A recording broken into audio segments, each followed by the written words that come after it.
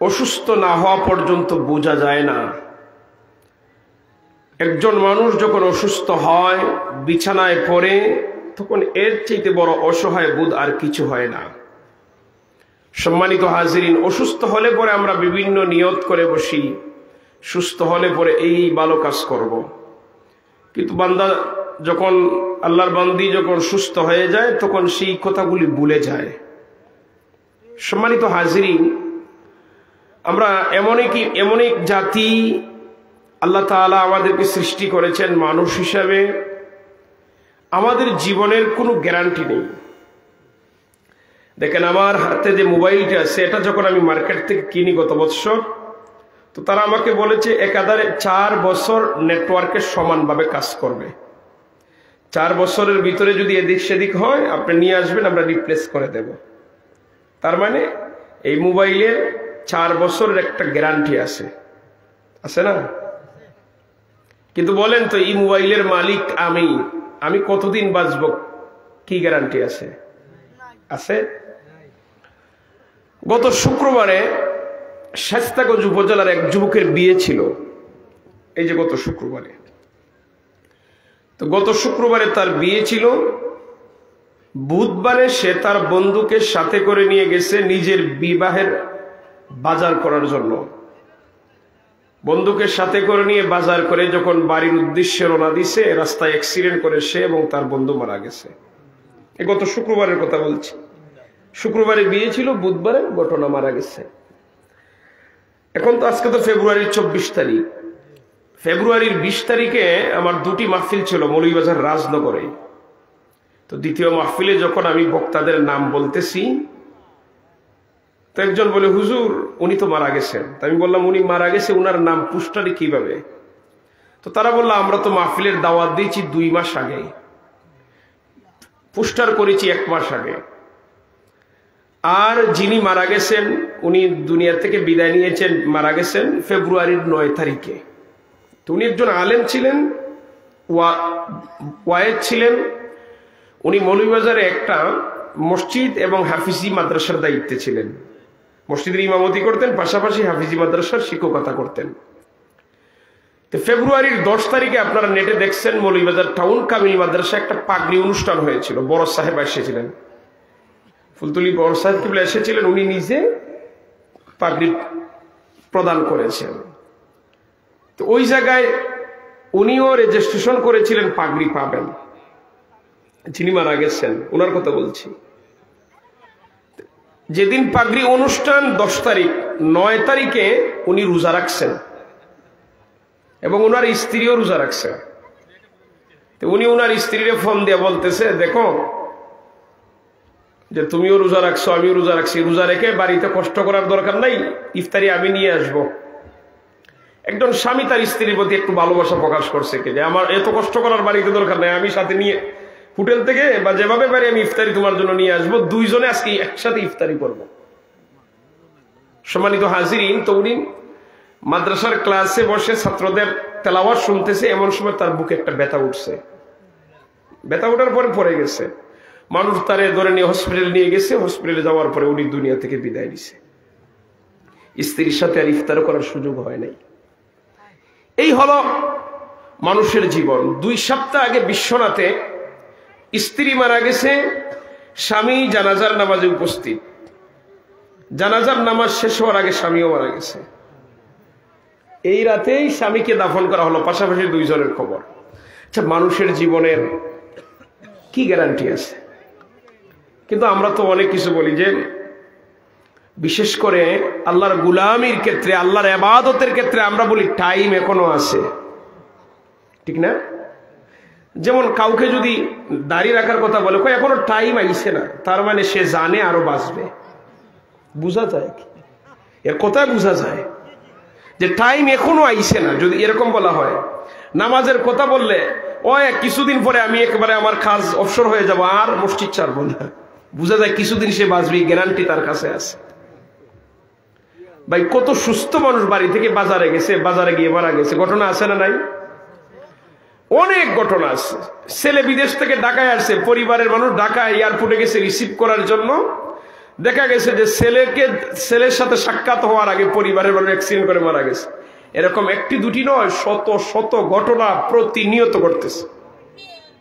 সম্মানিত হাজিরিন, আসুন আল্লাহ তাআলা আমাদেরকে ইখলাসের সাথে, প্রথমে আমাকে কিছু বলার এবং আপনাদেরকে ইখলাসের সাথে শোনার, এবং আমি এবং আপনারা যারা আছেন সবাই যেন আমলের তৌফিক দান করেন। আল্লাহ তাআলা যেন আমার জবান থেকে এরকম কিছু উপকারী কথা বের করে দেন, যাতে আমাদের ইহজগৎ এবং পরজগতের জন্য কল্যাণকামী হয়। বলেন আমিন, বলুন আমিন। আমি যে আয়াতে কারিমা তেলাওয়াত করেছি, আমার তেলাওয়াতকৃত আয়াতটি হলো আল্লাহর নবী সাল্লাল্লাহু আলাইহি ওয়াসাল্লামের দাওয়াতি জিন্দেগীর সাথে সংশ্লিষ্ট। আল্লাহর নবী এই পৃথিবীতে ছিলেন মাত্র 63 বছর। 63 বছরের মধ্যে দিনের দাওয়াত দিয়েছেন মাত্র 23 বছর। 23 বছর দাওয়াতকে আবার দুই ভাগে ভাগ করা হয়, একটা হলো মাক্কি জীবন আর একটা হলো মাদানী জীবন। মাক্কি জীবনে নবী দাওয়াত দিয়েছেন 13 বছর, মাদানী জীবনে দাওয়াত দিয়েছেন 10 বছর। এই হলো মোট 23 বছর। আল্লাহর নবী সাল্লাল্লাহু আলাইহি ওয়াসাল্লাম মাক্কি জীবনে 13 বছর দিনের দাওয়াত দিয়েছেন, মাদানী জীবনে 10 বছর দিনের দাওয়াত দিয়েছেন। এই হলো মোট 23 বছর। আল্লাহর নবী সাল্লাল্লাহু আলাইহি ওয়াসাল্লাম দুনিয়াতে আসার আগে অসংখ্য নবী রাসূল মানুষদেরকে দিনের দাওয়াত দিয়েছেন। অনেক নবী রাসূল দীর্ঘ সময় উম্মতদেরকে দাওয়াত দিয়েছেন, কিন্তু দেখা গেছে উম্মতের সংখ্যা ছিল একেবারে নগণ্য। আল্লাহর নবী হযরতে নূহ আলাইহিস সালাতু ওয়াস সালাম দুনিয়াবাসীর দাওয়াত দিয়েছেন 950 বৎসর। 950 বৎসর দাওয়াত দেওয়ার ফলে উম্মত পাইছেন মাত্র 80 জন। আর আপনার আমার নবী মাত্র 23 বছর দিনের দাওয়াত দিলেন। 23 বছর দাওয়াত দেওয়ার ফলে বিদায় হজের ভাষণের সময় আপনার আমার নবীর সামনে উপস্থিত ছিলেন 100 লক্ষ সাহাবী। একটু মন খুলে বলেন সুবহানাল্লাহ। মক্কি জীবনে নবী 13 বছর দাওয়াত দিলেন। 13 বছর দাওয়াত দেওয়ার ফলে উম্মত হলো 120 অথবা 125 13 বছরে। মাদানী জীবনে দাওয়াত দিলেন। মাদানী জীবনের 10 বছর দাওয়াতের ফলে উম্মতের সংখ্যা বিদায় হজের সময় নবীর সামনে ছিলেন 100 লক্ষ সাহাবী। মক্কি জীবনে দাওয়াত দিয়েছেন বেশি, উম্মত পাইলেন কম। মাদানী জীবনে দাওয়াত দিয়েছেন কম, উম্মত পাইলেন বেশি। তার কারণ কি? মক্কি জীবনের দাওয়াত ছিল নবীর ব্যক্তিগত দাওয়াত, আর মাদানী জীবনের দাওয়াত ছিল রাষ্ট্রীয় দাওয়াত। দুইটার মধ্যে পার্থক্য আছে।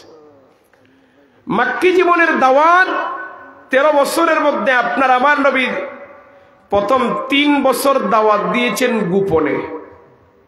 আল্লাহর নবী দাওয়াত দিয়েছেন যাকে উপযুক্ত মনে করেছেন, তার কাছে কালেমার দাওয়াত দিয়েছেন। যারা ইসলাম ধর্ম গ্রহণ করেছিলেন, এ ভাই এখানে বসে এইভাবে যদি স্বাধীনভাবে কথা বলেন, আমি কথা বলতে পারবো না তো। সম্মানিত হাজরিন, 3 বছর দাওয়াত দিলেন গোপনে। নবীর সাহাবায়ে কেরাম সমাজে চলতেন, কাফেররা চিনত না উনি যে মুসলমান। লুকিয়ে লুকিয়ে আল্লাহর গোলামি করতেন। 3 বছর দাওয়াত দেওয়ার ফলে 3 বছরের পরে আল্লাহ তাআলা অর্ডার দিলেন, আমার হাবিব আর দিনের দাওয়াত গোপনে নয়, এবার দাওয়াত দিতে হবে প্রকাশ্যে। আপনার আমার নবী মক্কি জীবনে প্রকাশ্যে দিনের দাওয়াত আরম্ভ করলেন। আপনার আমার নবীকে যারা আল আমিন বলতো, সাদিক বলতো, বাপ তার ছেলেরে বিশ্বাস করতো না, ছেলে তার বাবাকে বিশ্বাস করতো না, স্বামী স্ত্রীকে বিশ্বাস করতো না, স্ত্রী স্বামীকে বিশ্বাস করতো না। কিন্তু মক্কার সমস্ত মানুষেরা আপনার আমার নবীরে বিশ্বাস করে তারা আল আমিন বলতো। সুবহানাল্লাহ বলেন। নবীর কাছে তারা টাকা পয়সা জমা রাখতো, সময় মতো আবার নবীর কাছ থেকে তারা ফেরত নিত। আপনার আমার নবীর উপর যখন আল্লাহ তাআলা অর্ডার করলেন, হাবিব আর দিনের দাওয়াত গোপনে নয়, এবার দাওয়াত দিবেন প্রকাশ্যে। আল্লাহর নবী প্রকাশ্যে দাওয়াত আরম্ভ করলেন। একদিন সকাল বেলা আরবের বাথা নামক পাহাড়ের উপরে উঠে আল্লাহর নবী বলতে লাগলেন, ইয়া সবাহা, ইয়া সবাহা বলে আওয়াজ করতে লাগলেন। এই জায়গার মধ্যে আমরা বসা, হঠাৎ করে যদি আমাদের কানের মধ্যে একটা শব্দ ভেসে আসে, বাঁচাও বাঁচাও, আমরা সবাই বুঝবো সে বিপদে আছে। আরবের মানুষেরা বিপদে পড়লে তারা ইয়া সবাহা, ইয়া সবাহা, সবাহা বলে আওয়াজ করত। মক্কার মানুষেরা বলে, রে এটা তো অন্য কোনো মানুষের কণ্ঠ নয়, এটা তো মুহাম্মদের কণ্ঠ। সুবহানাল্লাহ বলেন। কারণ আপনার আমার নবীর কণ্ঠের যদি এত সুন্দর কণ্ঠ আর কারো ছিল না। আপনার আমার নবীর কণ্ঠের মধ্যে একটা দরদ মাখা সুর ছিল, মায়াবী সুর ছিল। নবীর কণ্ঠ শোনা মাত্র মানুষে বুঝে এটা মুহাম্মদ ইবনে আব্দুল্লাহর কণ্ঠ। অন্য কোন মানুষ যদি আওয়াজ করতো বুঝতাম সে সত্যবাদী হতে পারে, মিথ্যাবাদী হতে পারে, কিন্তু মুহাম্মদের জীবনে কোনোদিন মিথ্যা বলে নাই। অবশ্যই মুহাম্মদ বিপদের মধ্যে আছে বিদায় ইয়া সবাহা, ইয়া সবাহা বলতেছে। আরবের নারী পুরুষেরা সবাই দলে দলে আল্লাহর নবীর সামনে গিয়ে হাজির। এখানে বসে খাইতেছো নাকি? অসুস্থ না? আচ্ছা ঠিক আছে, আচ্ছা থাকো। সম্মানিত হাজরিন, আল্লাহ নবী বাথা নামক পাহাড়ের উপরে দাঁড়িয়ে রইলেন। আরবের মানুষেরা পাহাড়ের নিচে দাঁড়িয়ে আছে। মানুষেরা বলে, মুহাম্মদ কি তোমার বিপদ আমাদেরকে বলো, আমরা সবাই মিলে তোমার বিপদ উদ্ধার করে দেব। সম্মানিত হাজিরিন, আল্লাহ নবী বললেন, রে আমার জাতির মানুষেরা, গোষ্ঠীর মানুষেরা, ও আমার জাতির মানুষ, আরবের মানুষ, তোমরা শুনো। আমি যদি তোমাদেরকে বলি পাহাড়ের অপর দিকে তোমাদের শত্রুরা দাঁড়িয়ে আছে তোমাদেরকে মারার জন্য, তোমরা কি আমার কথা বিশ্বাস করবে? আরবের মানুষেরা বলল, অন্য কোনো মানুষ যদি বলতো বিশ্বাস করতাম না, কিন্তু তুমি মুহাম্মদে বললে বিনা দ্বিধায় মেনে নেব, কেননা আমরার জীবনে কোনোদিন তোমারে মিথ্যা বলতে দেখি নাই। আমার নবী গোটা 63 বছরের জিন্দেগিতে একদিন ডং করে কোনোদিন মিথ্যা কথা বলেন নাই। বলেন সুবহানাল্লাহ। এবার আল্লাহ নবী বললেন, রে আমার জাতির মানুষ শোনো, তোমরা যে নিজের হাতে মাটি দিয়ে মূর্তি বানিয়ে তার পূজা করো, তারে রব বলো, তারে খোদা বলো, এটা তোমাদেরকে জাহান্নামে নিয়ে যাবে। আমি তোমাদেরকে এক আল্লাহর একত্ববাদের প্রতি আহ্বান করতেছি, এক আল্লাহর গোলামি, এক আল্লাহর প্রতি ঈমান আনার জন্য, এবং আমি আল্লাহর পক্ষ থেকে প্রেরিত রাসূল আমার উপর ঈমান আনার আহ্বান করতেছি। সম্মানিত হাজিরিন, যারা এই নবীর এতদিন আল আমিন বলতো, সাদিক বলতো, তাদের মধ্য থেকে একজন ব্যক্তি দাঁড়িয়ে গেল, নবীর পরিবারের মানুষ, নবীর বংশের মানুষ, নাম হলো আবু লাহাব। নাম কি? আচ্ছা, আবু লাহাবের সাথে আমাদের কোনোদিন সাক্ষাৎ হইছে? কিন্তু আবু লাহাবরে আমরা চিনি কিনা? অবশ্যই চিনি। এই নামটা শুনলেই আমরা ঘৃণা ভরে স্মরণ করি। কেন? আবু লাহাবের সাথে আমাদের জমি নিয়ে কোনোদিন দ্বন্দ্ব হয় নাই, জায়গা নিয়ে দ্বন্দ্ব হয় নাই। আবু লাহাবের সাথে আমাদের দ্বন্দ্বটা হলো আবু লাহাব নবীর দুশ্মন বিদায় সে আমারও দুশ্মন। ঠিক কিনা বলেন? এছাড়া আবু লাহাবের সাথে কোনো সম্পত্তি নিয়ে মারামারি নাই আমাদের। আবু লাহাব দাঁড়িয়ে বলে, তাব্বাল্লাকা ইয়া মুহাম্মদ আলিহাযা জামাতানা, ও মুহাম্মদ তুমি ধ্বংস হও, এই জন্যই বুঝি আমরারে জমা করেছো। নাউযুবিল্লাহ বলেন। সম্মানিত হাজিরিন, সাধারণ মানুষেরা সবাই আপনারা আমার নবীরে পাগল বলে বলে চলে গেল, কেউ ঈমান আনলো না। আপনার আমার নবীর মনটা বেজার হয়ে গেল। আল্লাহ রাব্বুল আলামিন জিবরিল আমিনকে পাঠালেন, জিবরিল যাও, জলদি করে যাও, আমার নবীকে গিয়ে সান্ত্বনার বাণী শোনাও। জিবরিল আমিন এসে আল্লাহর নবীর সামনে হাজির। তাব্বাত ইয়াদা আবি লাহাবিন ওয়া তাব, ধ্বংস হোক আবু লাহাবের দুই হাত এবং সে নিজেও ধ্বংস হোক। আবুল আহাব বলেছিল নবী ধ্বংস হওয়ার কথা, আল্লাহ তাআলা বললেন আবুল আহাব ধ্বংস হওয়ার কথা। মন খুলে বলেন সুবহানাল্লাহ। সম্মানিত হাজিরিন, এই ছিল আপনার আমার নবীর মাক্কি জীবন। মাক্কি জীবনে দিনের দাওয়াত দিতে গিয়ে আমার নবী গালি শুনেছেন, আমার নবীরে পাগল বলেছে, জাদুকর বলেছে, আপনার আমার নবীর উপর পাথর মেরেছে।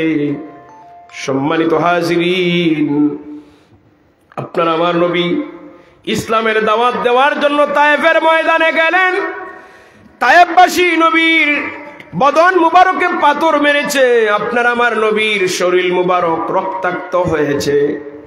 তারপর আপনার আমার নবী তায়েফবাসীর জন্য বদদুয়া করেন নাই, হেদায়েতের দোয়া করেছেন। বলেন না সুবহানাল্লাহ। মেরে রক্তাক্ত করেছে, কিন্তু নবী বদদুয়া দেন নাই, হেদায়েতের দোয়া করেছেন। এটা ছিল নবীর মাক্কি জীবন। নবীর মাক্কি জীবনটা ছিল বড় কষ্টের জীবন, নির্যাতিত হওয়ার জীবন, দুঃখে ভরা জীবন। এত কষ্ট দেওয়ার পর আমার নবী কিন্তু দাওয়াত বন্ধ করেন নাই। আপনার আমার নবী বাইতুল্লাহর পাশে একদিন সেজদায় চলে গেলেন।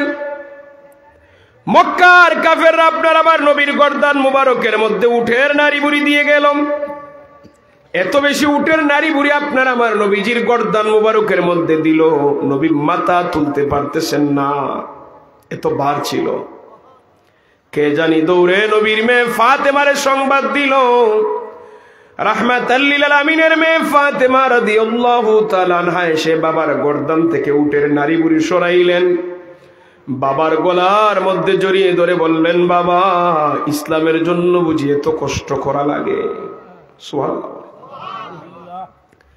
শুধু আমার নবী একা নয়, নবীর যারা সাহাবী ছিলেন তারাও মাক্কি জীবনে বড় কষ্ট করেছেন। হযরত আব্দুল্লাহ ইবনে মাসউদ রাদিয়াল্লাহু তাআলা আনহু একজন জলিল কদর সাহাবী। আল্লাহ নবীর সাহাবায়ে কেরামদের মধ্যে যারা আলেম ছিলেন, ফকি ছিলেন, দুইজন সাহাবী বড় মুফতি ছিলেন, বড় আলেম। একজন হলেন আব্দুল্লাহ ইবনে আব্বাস, আর একজন হলেন আব্দুল্লাহ ইবনে মাসউদ। আব্দুল্লাহ ইবনে মাসউদ রাদিয়াল্লাহু তাআলা একদিন কাবার সামনে দাঁড়িয়ে সূরা রহমান তেলাওয়াত শুরু করছেন। সুবহানাল্লাহ। সূরা রহমান যখন উনি তেলাওয়াত শুরু করছেন, তো কাফেররা উত্তেজিত হয়ে এসে উনার শরীরে আঘাত করছে। তোর এত বড় সাহস, আমরার সামনে কোরআন তেলাওয়াত করস? তো উনার শরীরে যখন আঘাত করছে, উনি তেলাওয়াত বন্ধ না করে তেলাওয়াতের কণ্ঠটা আরো বড় করে দিয়েছেন। চিন্তা করে দেখছেন, উনার শরীরে আঘাত করছে, আমরা হইলে তো ঝগড়া লেগে যেতাম, আর উনি তেলাওয়াত আরো বাড়াই দিচ্ছে। কাফেররা একদিকে মারে, উনি তেলাওয়াতের আওয়াজ আরো বড় করে। কাফেররা মারতে মারতে উনারে তেলাওয়াত বন্ধ করতে পারে নাই। উনি সম্পূর্ণ সূরা রহমান তেলাওয়াত শেষ করার পরে নিচ থেকে বন্ধ করেছেন। সুবহানাল্লাহ। এই ছিল নবীর সাহাবায়ে কেরামদের মাক্কি জীবন। মাক্কি জীবনটা ছিল বড় কষ্টের। এই মাক্কি জীবনের দাওয়াতের শেষ হওয়ার পরে আল্লাহ তাআলা অর্ডার দিলেন, হাবিব আর মাক্কি জীবনে নয়, এবার হিজরত করে মাদানী জীবনে যান। আপনার আমার নবী মক্কা থেকে হিজরত করে মদিনায় গেলেন। আল্লাহ নবীর দুইজন সাহাবী ছিলেন যারা রাতের আধারে যান নাই, দিনের বেলা প্রকাশ্যে মক্কা থেকে হিজরত করে মদিনায় গেছেন। এরা ছিলেন বীর। একজন হলেন নবীর চাচা আমির হামজা রাদিয়াল্লাহু তাআলা আনহু, আরেকজন ছিল হযরত ওমর ইবনে খাত্তাব রাদিয়াল্লাহু তাআলা। দুইজন সাহাবী দিনের বেলা হিজরত করে মক্কা থেকে মদিনায় গেছেন। আমির হামজা তরবারি হাতে নিয়ে বললেন, কেউ যদি তার স্ত্রীকে বিধবা বানাতে চায়, সেজন্য আমার তরবারির মোকাবেলা করে। আমি এখন প্রকাশ্যে হিজরত করে মদিনায় যাব, সাহস থাকলে বাধা দাও। সুবহানাল্লাহ বলেন। সম্মানিত হাজিরিন, দুইজন সাহাবী দিনের বেলা হিজরত করে মদিনায় গেছেন। আপনার আমার নবী মদিনায় যাওয়ার আগে মদিনার আধিপত্য ছিল ইহুদিদের হাতে। ছোট বড় 20টি গোত্র মদিনায় বসবাস করত। এর মধ্যে বড় 3টি গোত্র ছিল, বনু নাজির, বনু কুরায়জা, বনু কায়নুকা। এই 3টি গোত্র বাকিদের উপর নেতৃত্ব দিত। অর্থের দিকে, অস্ত্রের দিকে তারা ছিল সমৃদ্ধশালী, ধনী গোত্র ছিল। লাঠির জোর ছিল, টাকার জোর ছিল। লাঠি এবং টাকার জোর থাকলে যে কোনো সময়ে যে কোনো সমাজে মানুষের নেতৃত্ব দেয়, ঠিক না? আজকে নতুন নয়, আরো আগা বহু পূর্ব যুগ থেকে চলে আসছে। তো এরা অস্ত্র এদের বেশি ছিল, অর্থ বেশি ছিল, এই জন্য বাকি গোত্রদের উপর তারা নেতৃত্ব দিত। সম্মানিত হাজরিন, আল্লাহ নবী যখন হিজরত করে মদিনায় গেলেন, মদিনার সাধারণ ইহুদিরা আপনারা আমার নবীরে চিনে নাই, কিন্তু বনু কায়নুকা গোত্রের একজন আলেম ছিলেন আব্দুল্লাহ ইবনে সালাম রাদিয়াল্লাহু তাআলা আনহু, তিনি ইহুদিদের বড় পণ্ডিত ছিলেন, তিনি আপনার আমার নবীরে চিনে ফেলছেন। তিনি ওনার জাতির মানুষদেরকে বললেন, আমার গোষ্ঠীর মানুষেরা, মক্কা থেকে মুহাম্মদ নামের যে ব্যক্তি হিজরত করে মদিনায় এসেছেন তারে কি তোমরা চিনো? তারা বলে, আমরা তো চিনি না। সম্মানিত হাজরিন, আব্দুল্লাহ ইবনে সালাম রাদিয়াল্লাহু তাআলা আনহু বললেন, উনি হলেন আখিরি নবী। আপনারা মনে হয় ওয়াজে সন্তুষ্ট না, সুবহানাল্লাহর আওয়াজ পাইতাছি না, একটু মন খুলে বলেন সুবহানাল্লাহ। আর এখানে যারা আসেন কষ্ট নিয়ে একটু সামনে আসেন, সামনের জায়গা ফাঁকা, দেখতে সুন্দর লাগতেছে না, একটু আসেন, সুবহানাল্লাহর আওয়াজটা একটু বড় হইব, একটু সামনে আসেন। জি, সম্মানিত হাজরিন, বনু কায়নুকা গোত্রের মানুষেরা বলে, আমাদের লিডার, তুমি যদি উনারে আখেরি নবী মানো, আমরা যাব কোথায়? তিনি বললেন, তাহলে তোমরা কি তাওরাত কিতাব বিশ্বাস করো না? তারা বলে, অবশ্যই বিশ্বাস করি। আব্দুল্লাহ ইবনে সালাম রাদিয়াল্লাহু তাআলা আনহু ইহুদিদের বড় পণ্ডিত, তিনি বলেন, তাওরাত কিতাবের মধ্যে যে আখেরি নবীর বিবরণ দেওয়া হয়েছে, তাওরাত কিতাবের বিবরণ অনুযায়ী উনি আখেরি নবী। তিনি বললেন, আমার জাতির মানুষেরা, উনাকে যদি নবী মানতে তোমাদের মনের মধ্যে কোনো সন্দেহ জাগে, কোনো সংশয় জাগে, তাহলে তোমাদের মনের মধ্যে যত ধরনের প্রশ্ন আছে তোমরা রেডি করো, আমরা সবাই মিলে উনারে প্রশ্ন করব, উনি উত্তর দিতে পারলে নবী মানব, উত্তর না দিতে পারলে নবী মানব না। উনি যদি নবী হয়ে থাকেন সত্যি, উনি সব উত্তর জানেন, আর যদি উত্তর দিতে পারেন না, বুঝবো উনি নবী না। তারা বলে, এটা সুন্দর প্রস্তাব। তো বনু কায়নুকা গোত্রের মানুষেরা এরা একটা তাদের নির্ধারিত জায়গার মধ্যে গোপনে বৈঠকে বসছে, কি কি প্রশ্ন করা যায় নবীরে। তো তারা কি কি প্রশ্ন করবে তারা রেডি করেছে। একটা বর্ণনায় পাওয়া গেছে তারা 3টি প্রশ্ন রেডি করছে। কয়টি? অন্য আরেকটি বর্ণনায় আসছে তারা প্রশ্ন রেডি করেছে 1400 প্রশ্ন। কয় শত? আচ্ছা, 1400 প্রশ্ন। কেন? তার ধারণা ছিল যে 1400 প্রশ্ন করতেও অনেক দিন সময় লাগবে, উনার উত্তর দিতেও সময় লাগবে, এর ভিতরে উনার সম্পর্কে আরেকটু চেনা জানা হবে, আরেকটু বুঝতে পারবো প্রশ্ন করার ভিতরেই। এই জন্য তারা এত বেশি প্রশ্ন রেডি করেছিল। তার সিদ্ধান্ত ছিল উনি যদি 1399টি প্রশ্নের উত্তরও দিয়ে দেন আর একটি প্রশ্নের উত্তর না দিতে পারেন, তাহলে আমরা উনারে নবী মানবো না। আর উনি যে পারলেন না, গোটা মদিনাবাসীরা জানাই দিব তোমরা কারে নবী মানো, উনি উত্তর দিতে পারে না। নাউযুবিল্লাহ। এই ছিল তার সিদ্ধান্ত। বনু কায়নুকা গোত্রের মানুষেরা আব্দুল্লাহ ইবনে সালাম রাদিয়াল্লাহু তাআলা আনহুরে প্রতিনিধি বানাইলো, তুমি আমাদের আলেম, তুমি আমাদের নেতা, তুমি আমাদের সকলের পক্ষ থেকে উনার কাছে যাবে, তুমি গিয়ে প্রশ্ন করবে, উনি কি জবাব দেয় সে আমাদেরকে বলবে। সারা গোষ্ঠীর পক্ষ থেকে তারা নেতারই পাঠাইছে নবীর কাছে। আমরা সব মানুষ যাওয়ার প্রয়োজন নাই, একজন গেলেই হবে। এরকম বিভিন্ন কাজের জন্য গোষ্ঠীর পক্ষ থেকে একজন মানুষ যায় না? যায়। তো তারার গোষ্ঠীর পক্ষ থেকে একজনকে পাঠাইছে আমার নবীর কাছে। কারে পাঠাইছে? যিনি তারার মধ্যে আলেম, পণ্ডিত এবং নেতা, উনারে পাঠাইছে নবীর কাছে। আব্দুল্লাহ ইবনে সালাম রাদিয়াল্লাহু তাআলা নবীর কাছে এসে হাজির। আমার নবীর দরবারে হাজির হয়ে বলেন, ও মুহাম্মদ ইবনে আব্দুল্লাহ, যারা আপনার আমার নবীরে নবী মানত না, তারা মুহাম্মাদুর রাসূলুল্লাহ বলতো না, বলতো মুহাম্মদ ইবনে আব্দুল্লাহ, আব্দুল্লাহর বেটা মুহাম্মদ। নবীর সামনেই কথা বলে, ও মুহাম্মদ ইবনে আব্দুল্লাহ, আমি বনু কায়নুকা গোত্রের প্রতিনিধি হয়ে এসেছি, আমাদের কিছু প্রশ্ন আছে, যদি উত্তর দিতে পারেন আমি মুসলমান হয়ে যাব, আর উত্তর যদি না দিতে পারেন, আপনি যে পারলেন না, গোটা মদিনা মানুষদেরকে আমরা জানিয়ে দিব। আপনি দিতে পারলে আমি মুসলমান হয়ে যাব, আর না দিতে পারলে কেন পারলেন না? গোটা মদিনাবাসীরা জানাই দিব, তোমরা যারা নবী মানো উনি তো আসলে নবী না, নবী হলে কেন উত্তর দিতে পারে না? তো আমার নবী রাজি হয়ে গেছেন। একটু মন খুলে বলেন সুবহানাল্লাহ। আমার নবী শর্তে রাজি। কোন উনি প্রশ্ন আরম্ভ করবেন, নবীকে কি কি প্রশ্ন করবেন। তো আমার নবী বলেন, আব্দুল্লাহ ইবনে সালাম, তুমি প্রশ্ন করার আগে তোমার কাছ থেকে আমার একটি বিষয় জানার আছে। তো তিনি বললেন, কি জানবেন? তো আমার নবী বললেন, আমার কথা হলো তোমাদের প্রশ্ন সংখ্যা 1400 না? সুবহানাল্লাহ বলেন। তারা যে 1400 প্রশ্ন রেডি করেছিল, ওই জায়গায় কি আমার নবী উপস্থিত ছিলেন? একটু জোরে বলেন, ছিলেন? কোন মুসলমান ছিল? আরে অন্য কোন গোষ্ঠীর ইহুদিরাও ছিল না, শুধু বনু কায়নুকা গোত্রের ইহুদিরা ছিল। তো আমার নবী বলতেছেন, তোমাদের প্রশ্ন সংখ্যা 1400 না? উনি তো অবাক হয়ে বড় বড় চোখ করে তাকায়।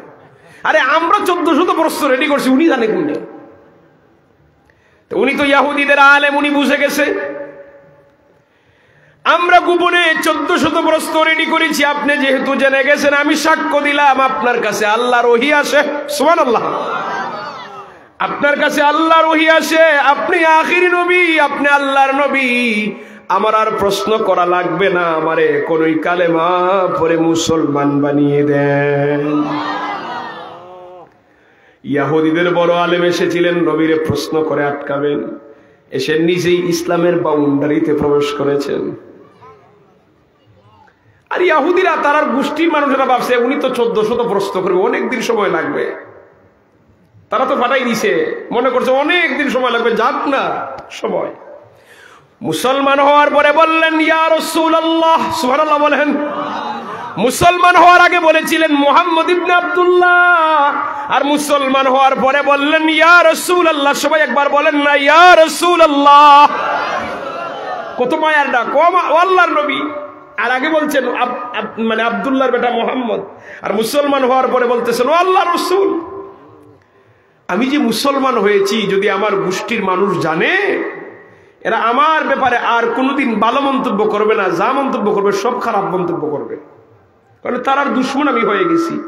আমি ছিলাম তারার লিডার, এখন আমি হয়ে গেলাম তারার দুশ্মন। এরা ইহুদি, আমি মুসলমান।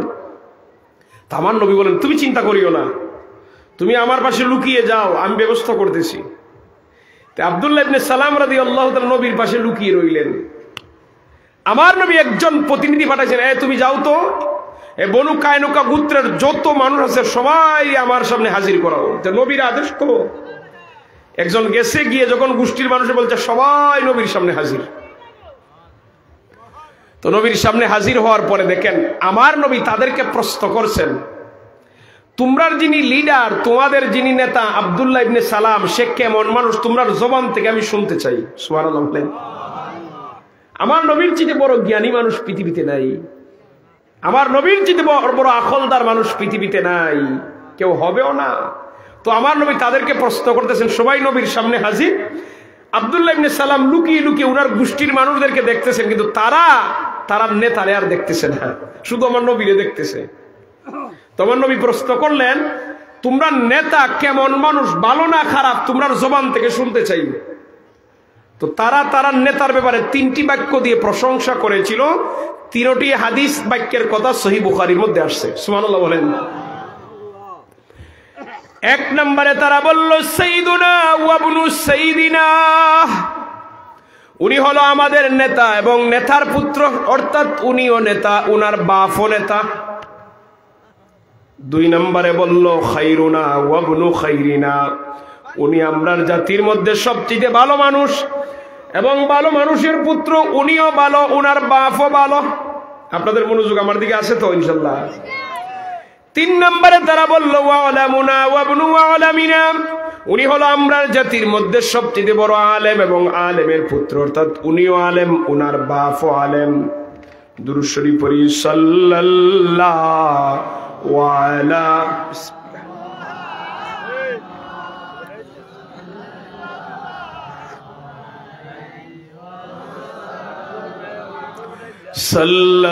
সাল্লাল্লাহু আলা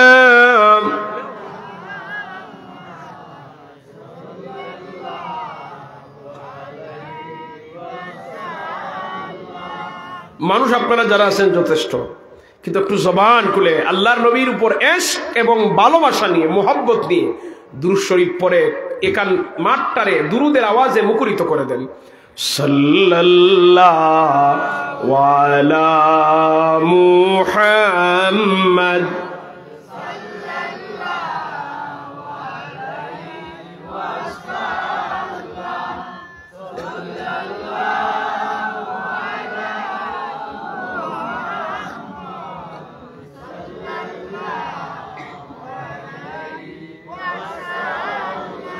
وجب الشكر علينا ما دعا لله داعي صلى الله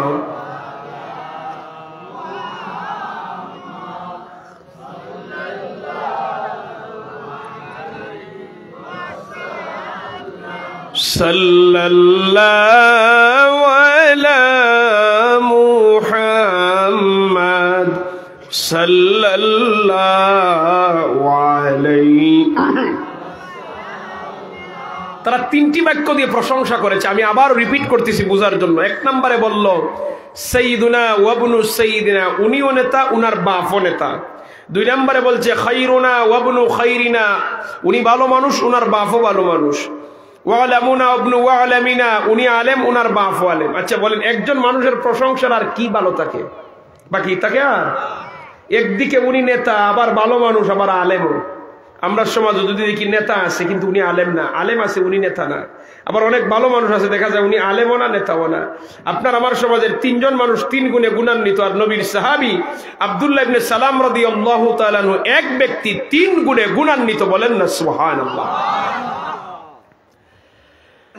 এবার আপনার আমার নবী বললেন আফারাআইতুম মিন আসলামা আব্দুল্লাহ, আরে বনু কায়নুকা গোত্রের মানুষেরা, আব্দুল্লাহ ইবনে সালাম যদি মুসলমান হয়ে যায় তাহলে তোমরা কি বলবে?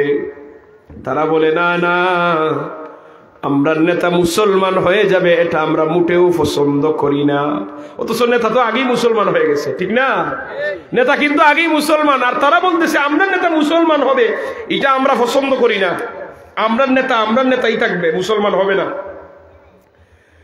এবার আপনারা আমার নবী ইশারা দিলেন। আব্দুল্লাহ ইবনে সালাম রাদিয়াল্লাহু তাআলা আনহু গোপনে ছিলেন, উনি বের হয়ে এসে উনার জাতির মানুষের সামনে উচ্চ আওয়াজে কালেমায়ে শাহাদাত পাঠ করে শোনাই দিয়েছেন। উনি যখন কালেমায়ে শাহাদাত পাঠ করলেন, ইহুদিরা যেন টের পেল তাদের সিনার মধ্যে কে জানি ছুরি দিয়ে আঘাত করেছে। কার প্রশংসা করলাম এত সময় আমরা? এত প্রশংসা করলাম, আর সে বুঝি আমরা দুশমন। এবার তারা বলতেছে আপনার আমার নবীরে লক্ষ্য করে, ও মুহাম্মদ ইবনে আব্দুল্লাহ, আমরা নেতার ব্যাপারে ইতিপূর্বে যতটুকু মন্তব্য করেছি সব বাদ, এবার আমরা নতুন করে মন্তব্য করতেছি। এবার নতুন করে তারা নবীর সামনে তাদের দলনেতা সম্পর্কে মন্তব্য করলো, শাররুনা ওয়া ইবনু শাররিনা, উনি হলো আমরা জাতির মধ্যে সবচেয়ে খারাপ মানুষ এবং খারাপ মানুষের পুত্র, সেও খারাপ তার বাপও খারাপ। বলেন নাউজুবিল্লাহ। আগে কইছে সেও ভালো তার বাপও ভালো, ঠিক না? সে নেতা তার বাপ নেতা, সে আলেম তার বাপও আলেম। এখন কয় সেও খারাপ তার বাপও খারাপ। এর দ্বারা কি বোঝা গেছে? ইহুদিদের পক্ষে গেলে প্রশংসার অভাব নাই, ইহুদিদের বিরুদ্ধে গেলে তিরস্কারের অভাব নাই, ঠিক কিনা বলেন? এটা ইহুদিদের চরিত্র। দুঃখের বিষয় ১৫০০ বছর পরে আজকে সেই ইহুদিদের চরিত্র বর্তমানে মুসলমানরা লালন করতেছে। মুসলমানরা নিজের দলের পক্ষে গেলে প্রশংসা করে, আর নিজের দলের বিরুদ্ধে হলে তিরস্কার করে। ইহুদিদের চরিত্র মুসলমানদের ভিতরে। আল্লাহ যেন আমাদের চরিত্রকে হেফাজত করেন, বলি আমিন। আল্লাহ নবীর মাদানী জীবন ছিল বিপ্লবী জীবন, মাদানী জীবন ছিল জিহাদের জীবন, মাদানী জীবনটা ছিল ইসলামী রাষ্ট্র ব্যবস্থার জীবন, মাদানী জীবনটা ছিল মদিনার সনদের জীবন। আপনার আমার নবী মাদানী জীবনের দিনের দাওয়াত এত দ্রুত বেগে দিলেন, চতুর্দিকে ইসলামের বাণী ছড়িয়ে পড়ল। আল্লাহ নবী সাল্লাল্লাহু আলাইহি ওয়াসাল্লাম প্রত্যেক ফজরের নামাজের পরে সাহাবায়ে কেরামদের দিকে ঘুরে বসতেন। সম্মানিত হাজিরিন, ফজরের নামাজের পরে সাহাবায়ে কেরামদের দিকে ঘুরে বসে নির্ধারিত তাসবিহ তাহলিল দোয়া দুরূদ পাঠ করার পরে সাহাবায়ে কেরামদেরকে প্রশ্ন করতেন সাহাবীরা, কেউ কোনো স্বপ্ন দেখছো কিনা? কেউ যদি কোনো স্বপ্ন দেখতেন নবীর সামনে বলতেন, নবী তার ব্যাখ্যা দিতেন।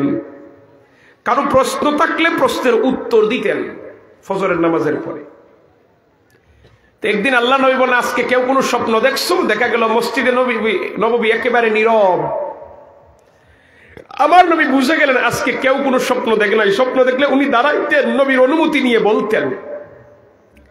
কেউ যখন স্বপ্ন দেখলো না, আমার নবী বললেন, আজকে আমি স্বপ্ন দেখছি। আচ্ছা, নবীর স্বপ্ন আর আমরার স্বপ্ন কি সমান?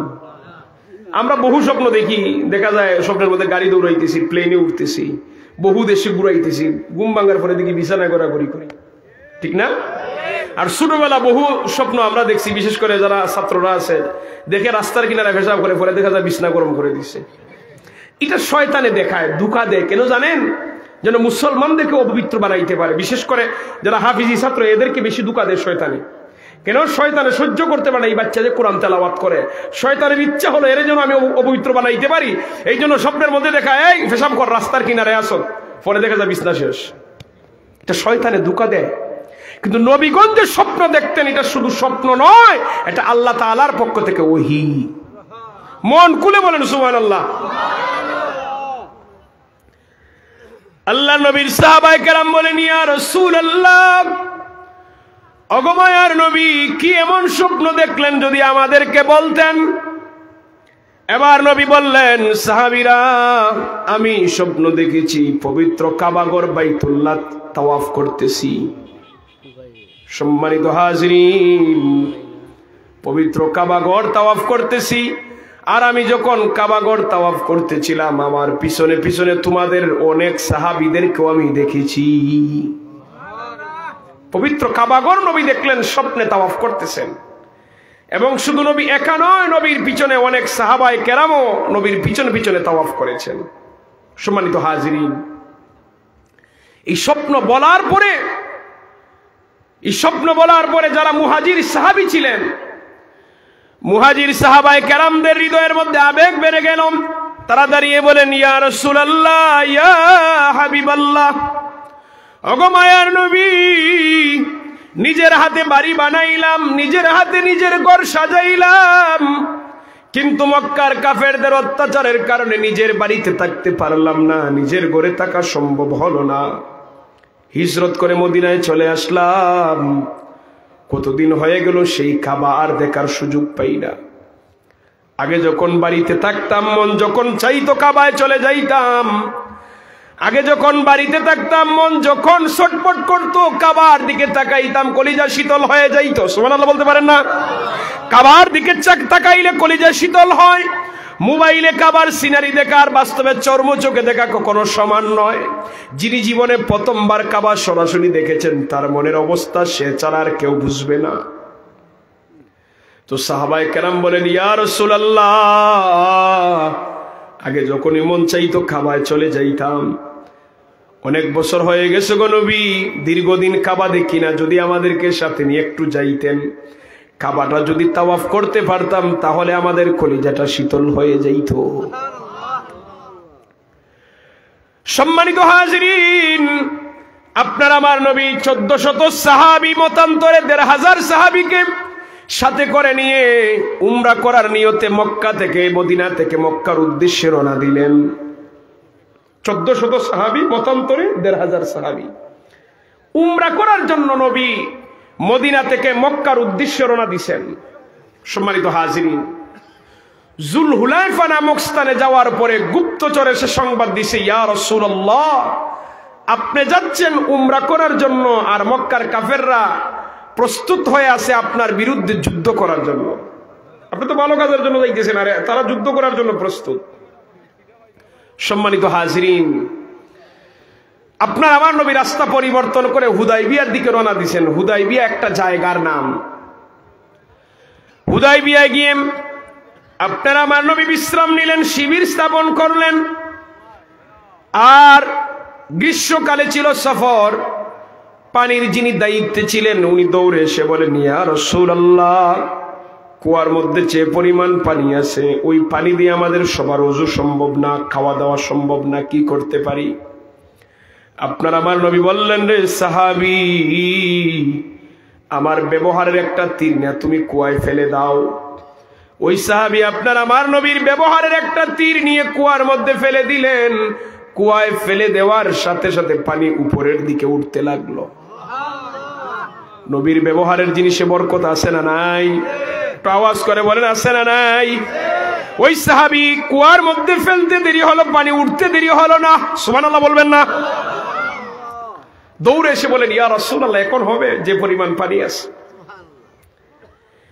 আপনার আমার নবী হযরত উমাইয়া ইবনে খারাশ রাদিয়াল্লাহু তাআলা আনহুরে মুসলমানদের প্রতিনিধি বানিয়ে পাঠাইলেন, তুমি মক্কায় যাও, মক্কার কাফেরদেরকে জানিয়ে দাও আমরা যুদ্ধ করার জন্য আসি নাই, উমরা করার জন্য এসেছি, তারা যেন আমরারে সুযোগ দেয়।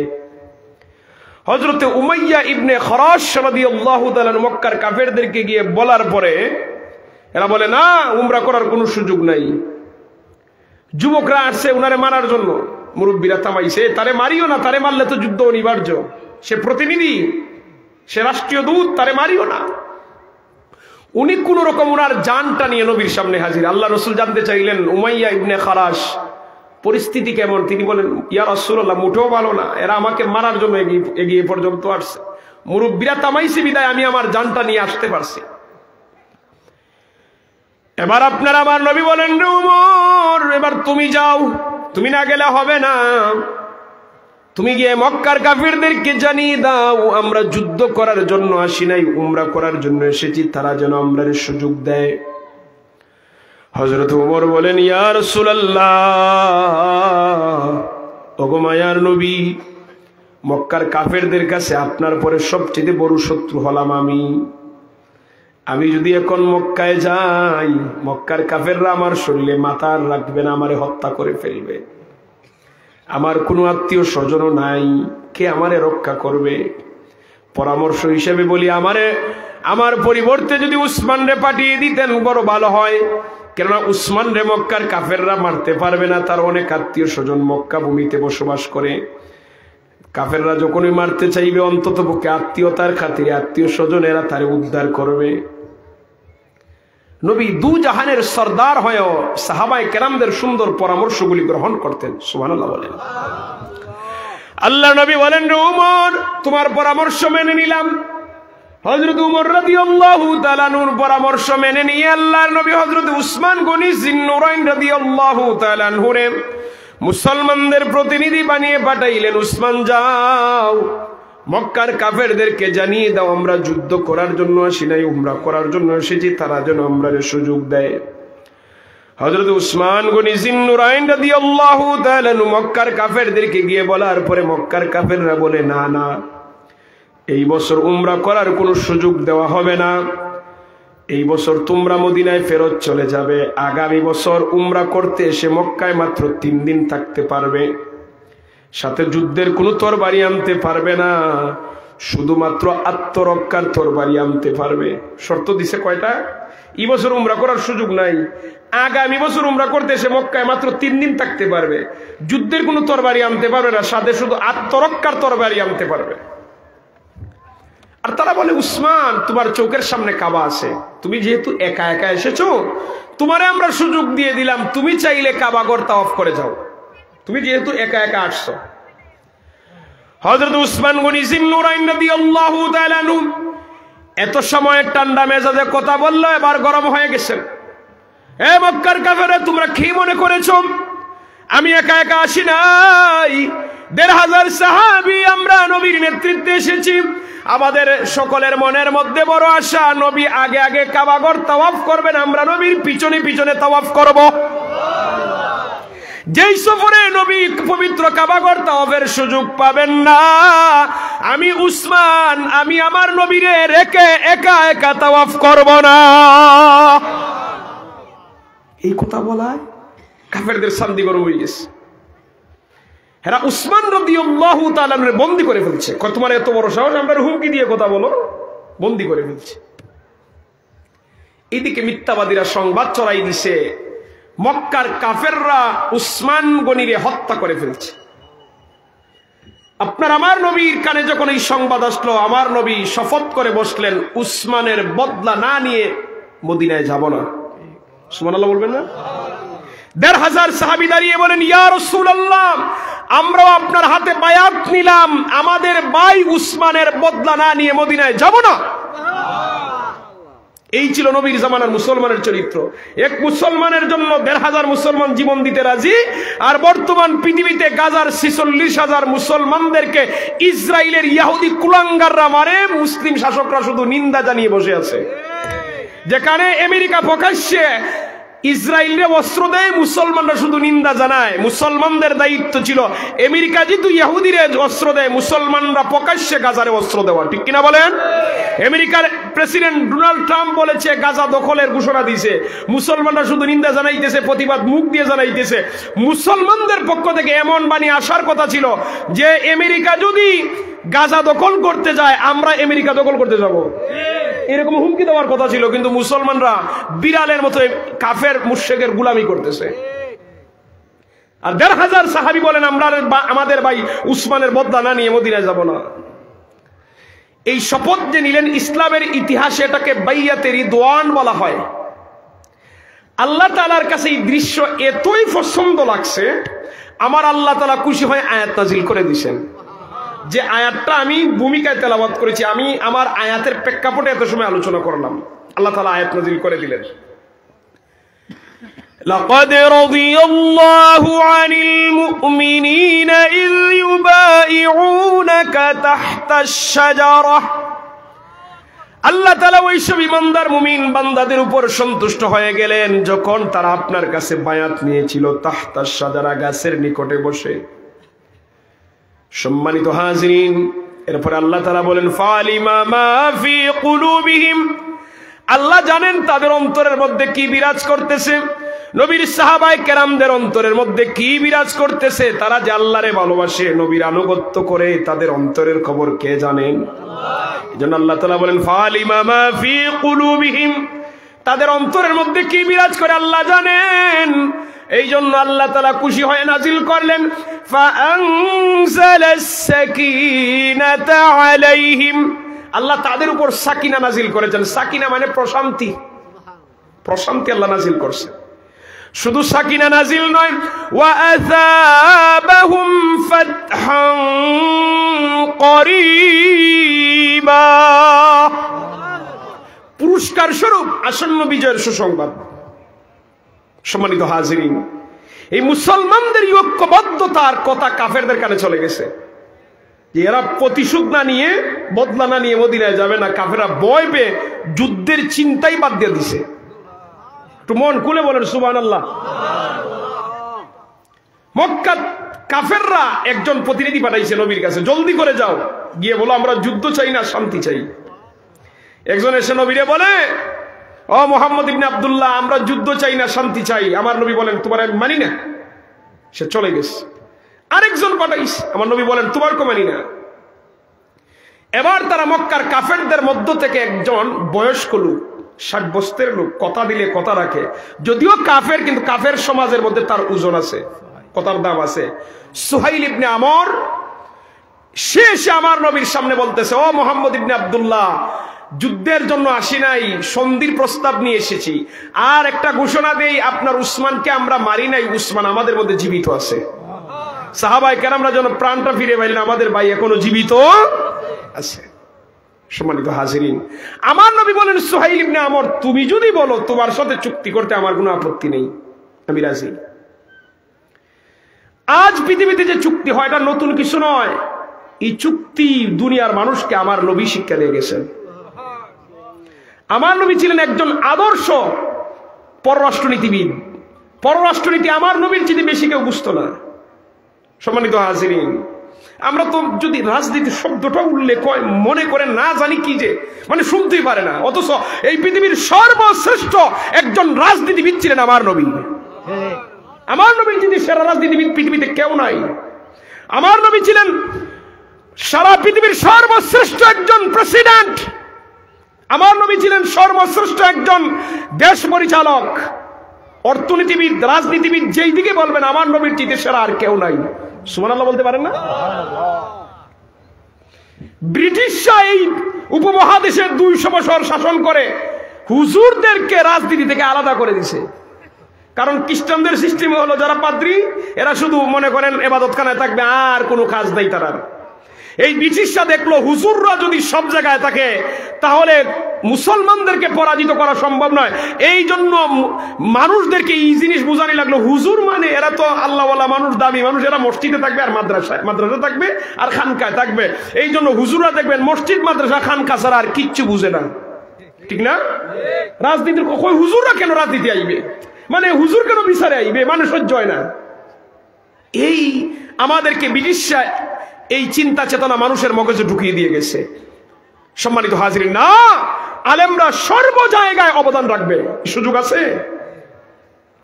আলেমরা আজকে রাজনীতি থেকে, সমাজের নেতৃত্ব থেকে দূরে চলে যাওয়ার কারণে কারাবাই নেতৃত্ব হাতে তুলে নেয়। সত্যি কথা বলবেন, আল্লাহকে সাক্ষী রেখে বলবেন, আজকে দেখা যায় সমাজের মেম্বার, চেয়ারম্যান, এমপি, মন্ত্রী অধিকাংশই বেনমাজি, সুদখোর, ঘুষখোর নেতা হয়।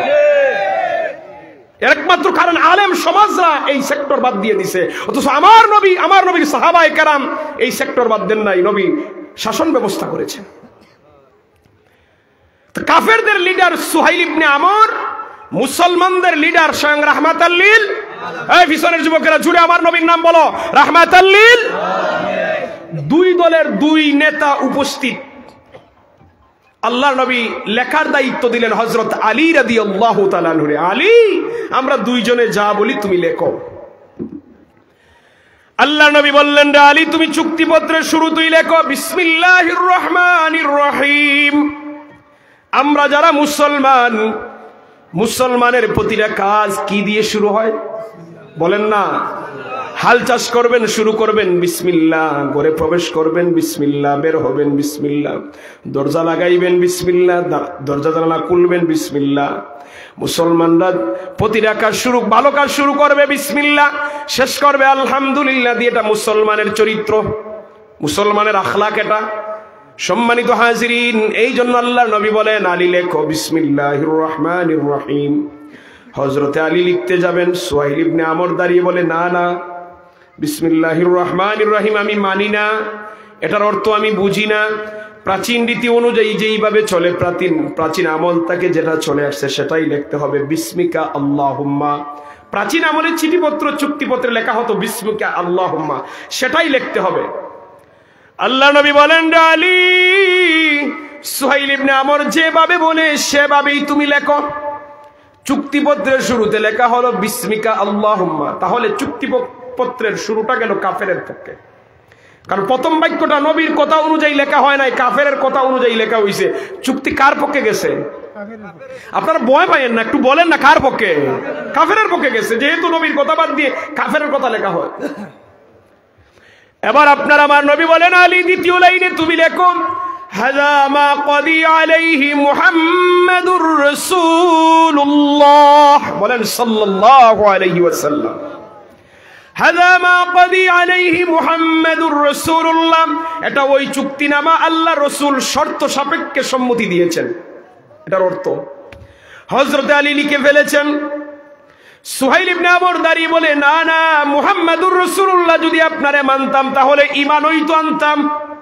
যেহেতু মুহাম্মাদুর রাসূলুল্লাহ আপনারে মানি না, এখানে মুহাম্মাদুর রাসূলুল্লাহ লিখা যাবে না, এখানে লিখতে হবে হাযা মা ক্বাদি আলাইহি মুহাম্মদ ইবনে আব্দুল্লাহ, আব্দুল্লাহর বেটা মুহাম্মদ শর্ত সাপেক্ষে চুক্তি করতে সম্মতি দিয়েছেন।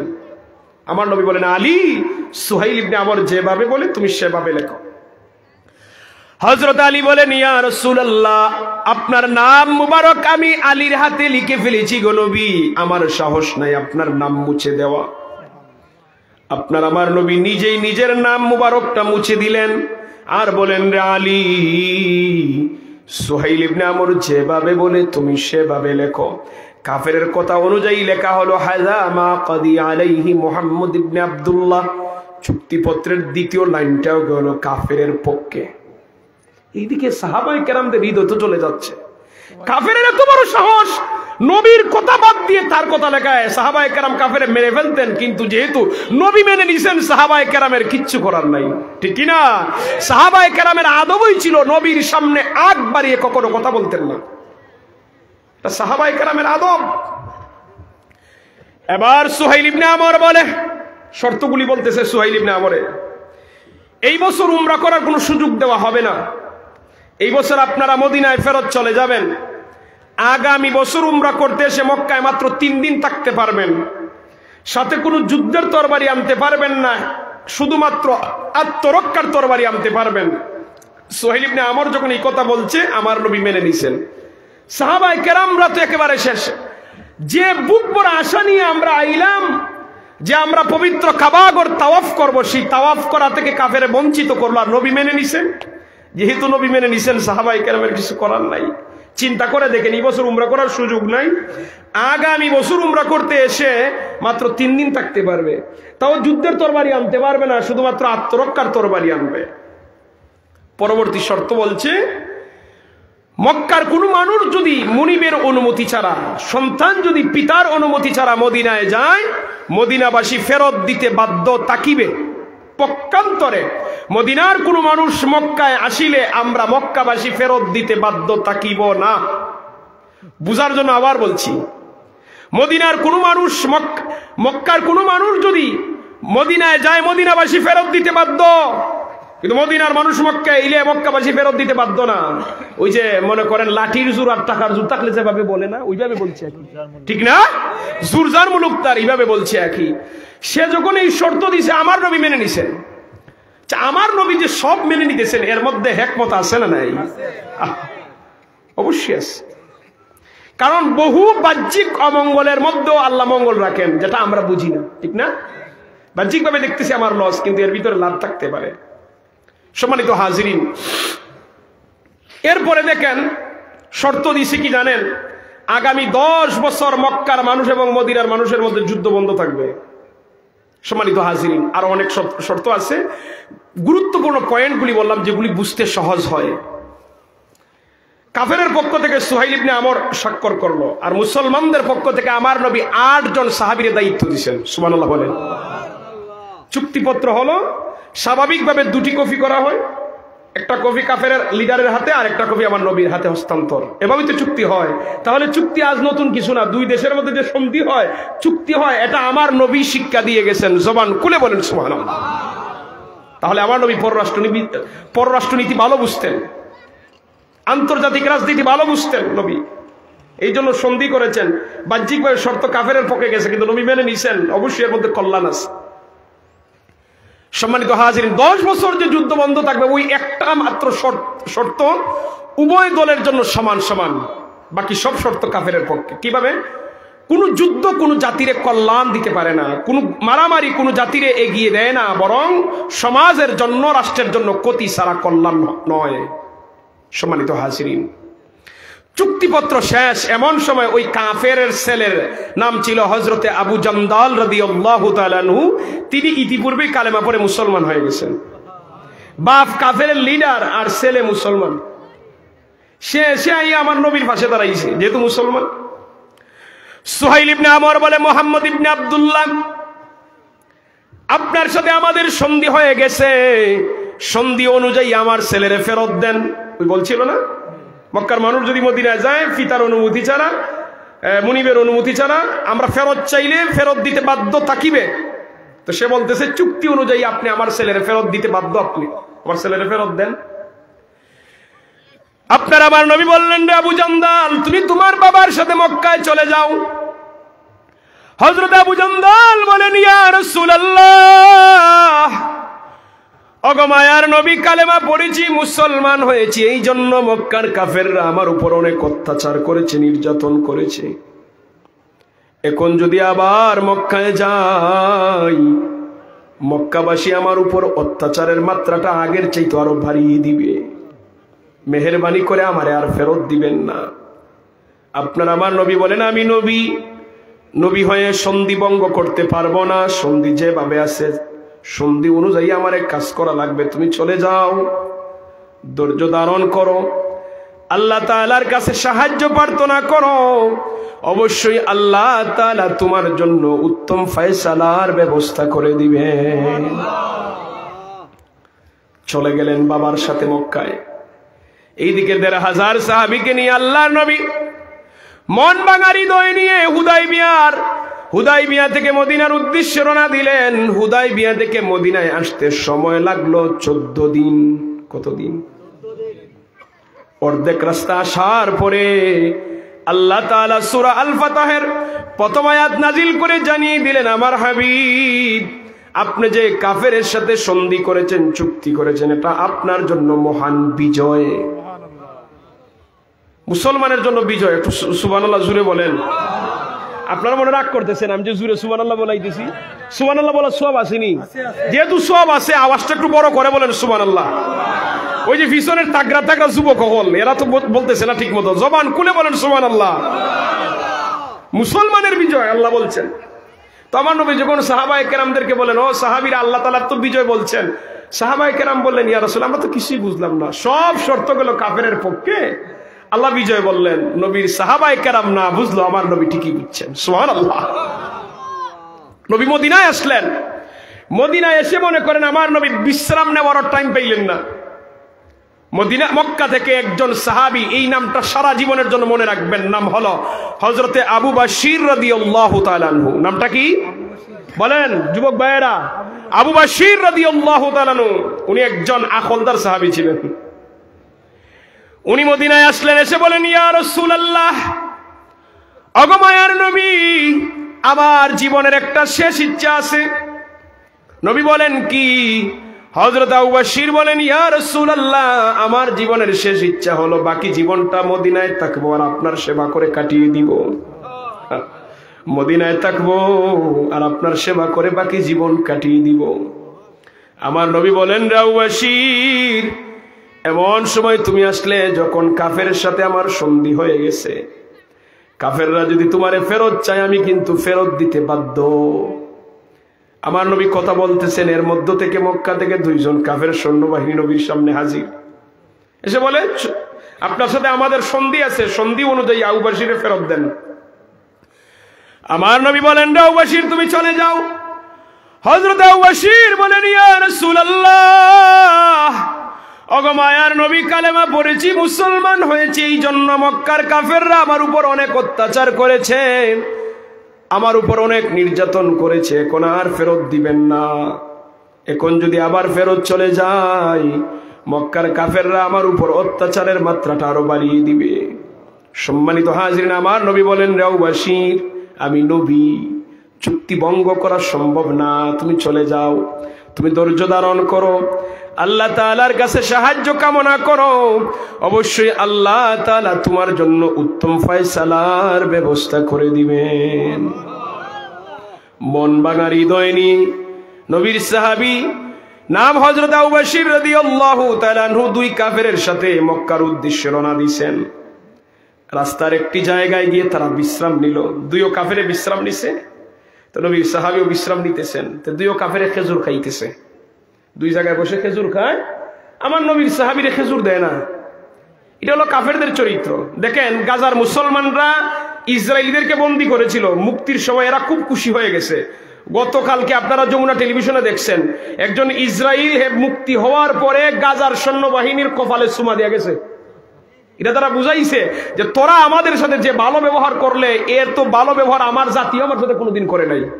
সুবহানাল্লাহ বলেন।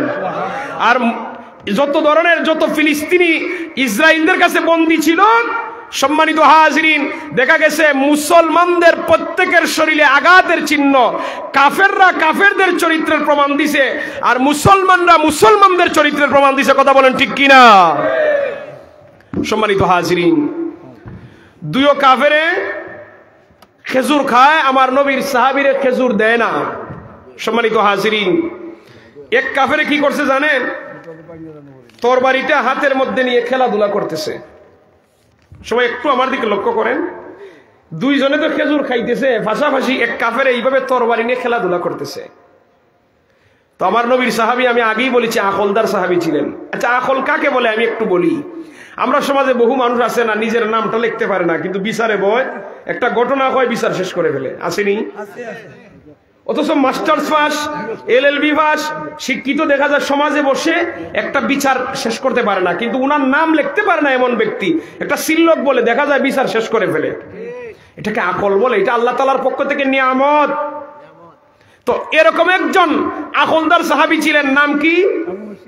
দেখছেন একজনই কয় আবু বাসির, মাঠ থেকে আর কয় না তারা। নাম কি? এই পিছনের যুবক বলে নামটা কি? আবু বাসির রাদিয়াল্লাহু তাআলা আনহু। তে কাফের আমার দিকে লক্ষ্য করেন, কাফের এইভাবে তরবারি নিয়ে খেলাধুলা করে। উনি তো আকলদার সাহাবী, যারা আকলদার এরা সমাজে বহু কিছু করতে পারে, ঠিক না? দেখবেন আকলদার যদি ভালো মানুষ হয় সমাজে ভালো জিনিস প্রতিষ্ঠা করে, আর আকলদার যদি মন্দ চিন্তা করে এক বিচারে 10 বার করতে পারে, ঠিক না? খালি ঘুষ খাইবার লাগি। তো উনি কাফেরে যখন এই তরবারির এইভাবে নাড়াইতেছে, আমার নবীর সাহাবী তার তরবারির প্রশংসা শুরু করছেন যে তরবারিটা দেখতে তো বড় সুন্দর। কাফের খুব খুশি হয়েছে, হয়তো আমার দুশ্মন আমার দুশ্মন হয়ে তো আমার তরবারির প্রশংসা করার কথা, খুব খুশি হয়েছে। সুন্দর হবে না, টাকা দিয়ে কিনছি না। তো আমার নবীর সাহাবী বলেন, আমি কি তোমার তরবারিটা একটু দেখতে পারি? ধরো ধরো। সে তো জানে না আমার নবীর সাহাবী কি করবেন। তরবারি দিছে নবীর সাহাবীর হাতে, উনি এমন জোরে তার গর্দানে আঘাত করছেন, কল্লা উড়াই দিছেন। সুবহানাল্লাহ বারিনকে বলবেন না, না এই সুবহানাল্লাহ হবে না। আরে মুসলমানের কাফেরের কল্লা কাটে, জোরে বলেন সুবহানাল্লাহ। আর ইমানি আওয়াজে বলি আল্লাহু আকবার। আরেকজন কাফের যে খেজুর খাওয়াইছিল, খেজুর হাত থেকে ফেলে দৌড় দিছে। যাইতো না নি মক্কায়, আইছে মদিনায়। এই নবীর কাছে বিচার দেয় যে তোমার সাথী আমার সাথীরে মারছে, রক্তপণ দেও। পিছন দিকে নবীর সাহাবী আবু বাসির রাদিয়াল্লাহু তাআলা উনি যে তার গর্দান কাটছিলেন, এখনো তরবারির মধ্যে রক্ত লাগানো। আচ্ছা, মানুষ মারার পরে জীবনে কেউ হাসে শুনছেন? হত্যা মামলার ভয় থাকে, জেলে যাওয়ার ভয় থাকে, মাইর খাওয়ার ভয় থাকে। উনি নবীর সাহাবী মুস্কি মুস্কি হাসতে হাসতে রাসূলুল্লাহর দরবারে হাজির, এসে বলেন, ইয়া রাসূলুল্লাহ, এখন আমারে মদিনায় থাকার সুযোগ দেন। সুবহানাল্লাহ বলবেন না? নবী বলেন, তুমি কি শুরু করছো? তোমারে ফাটাইলাম মক্কায় যাওয়ার জন্য, রাস্তায় হত্যাকাণ্ড ঘটাইলে আবার বলতেছো মদিনায় থাকবে, তুমি কি শুরু করছো? তো নবীর সাহাবী বড় আদবের সহিত বলেন, ইয়া রাসূলুল্লাহ, আমি তারে মদিনার সীমানায় মারছি না, মক্কার সীমানায় মারছি। তো আমার নবী কাফেররে জিজ্ঞাসা করতেছেন, এই আমার আবু বাসির কি ঠিক বলছে? এই কথা সত্য, উনি আমরা সীমানায় মারছে। তো আমার নবী বলেন, তাহলে আমার আবু বাসির আর মক্কায় যাবে না, তোমরা দুইজনে তারে নিরাপত্তা দিয়ে তোমাদের দেশে নিয়ে যাইতে ব্যর্থ হয়েছো, এখানে রক্তবন দেওয়া লাগবে না। যদি মদিনার সীমানায় নবীর সাহাবী মারতেন, তাহলে আমার নবী রক্তবন দিতে কিন্তু বাধ্য ছিলেন, যেহেতু মক্কার সীমানায় মারছেন। ওই যে আকলদার বলছিলাম, এই জন্য মক্কার সীমানায় গিয়ে বাড়ি থেকে মারছে নাকি, তার বাড়ির সীমানায়। আমার নবী বলেন, তুমি চলে যাও মক্কায়, আমার আবু বাসির আর মক্কায় যাবে না। আর তার সামনেই নবী আবু বাসির রাদিয়াল্লাহু তাআলা আনহুকে বলেন, আবু বাসির, তোমারে মদিনায় থাকার সুযোগ আমি দিতে পারি না। যদি মদিনায় থাকার সুযোগ দেই, কাফেররা মনে করবে এই কাজের সাথে আমিও জড়িত। তো নবীর সাহাবী আকলদার সাহাবী বলেন, ইয়া রাসূলুল্লাহ, আমার মা বাবা কুরবান হয়ে যাবে, আমার জীবন দিয়ে দিব, কিন্তু আমার কারণে আপনার বদনাম হবে, এটা আমি সহ্য করতে পারবো না। আমার নবী বলেন, তুমি অন্য কোনো দেশে চলে যাও। আল্লাহ নবীর সাহাবী হযরত আবু বকর রাদিয়াল্লাহু তাআলা আনহু মক্কায়ও গেলেন না, মদিনায়ও থাকলেন না। মক্কা মদিনা সিরিয়ার সীমান্তবর্তী এলাকায় সমুদ্রের পাড়ে গিয়ে একা একা বসবাস করতে লাগলেন। আর এই কাফের মক্কায় গিয়ে ঘটনা বলার পরে মক্কার যারা সাধারণ মুসলমান ছিল, দুর্বল ইমানদার ছিল, তারাও রাতের আধারে হিজরত করতে করতে আবু বকর রাদিয়াল্লাহু তাআলা আনহুর দলে যোগ দিতে লাগলো।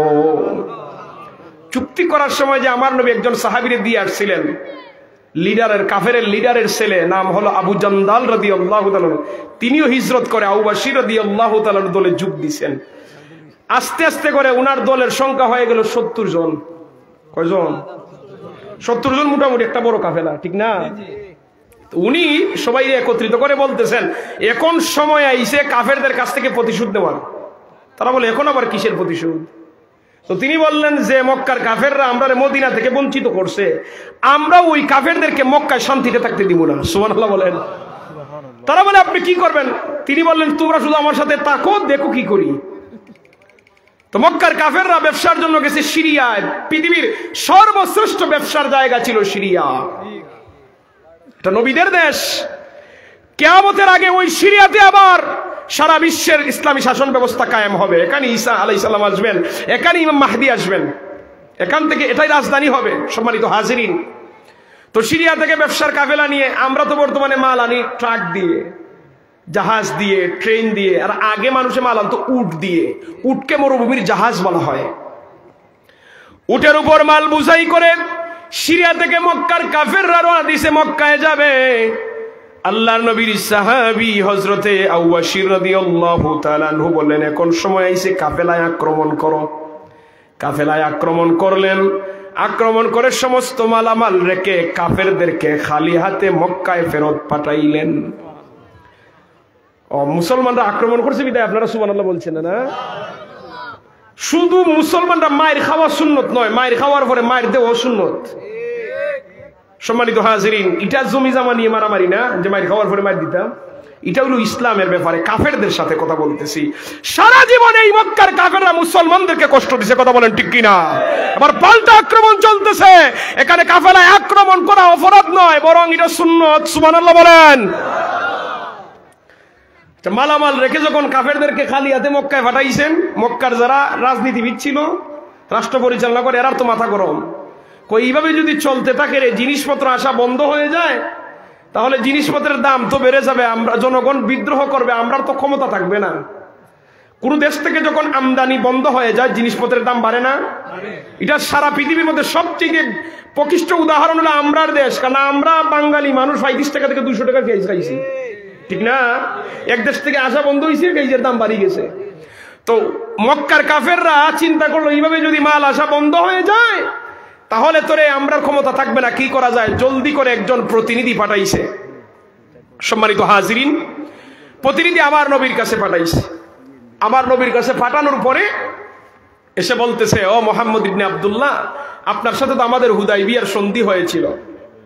সন্ধির মধ্যে একটা শর্ত ছিল, মক্কার কোনো মানুষ যদি পিতার অনুমতি ছাড়া, মুনিবের অনুমতি ছাড়া মদিনায় আসে, মদিনাবাসী ফেরত দিতে বাধ্য থাকবে। এই শর্ত আমরা তুলে নিলাম। সুবহানাল্লাহ বলেন। তারা নিজেরাই শর্ত তুলে নিস। দ্বিতীয়ত, সমুদ্রের পারে আউয়াসির এবং তার সঙ্গী সাথী যারাই আছে সবাই আপনি মদিনায় নিয়ে আসেন, আর আমরা ফেরত চাইব না। কাফেররা মায়ের খেয়ে সুযোগ হইছে কি, ঠিক না?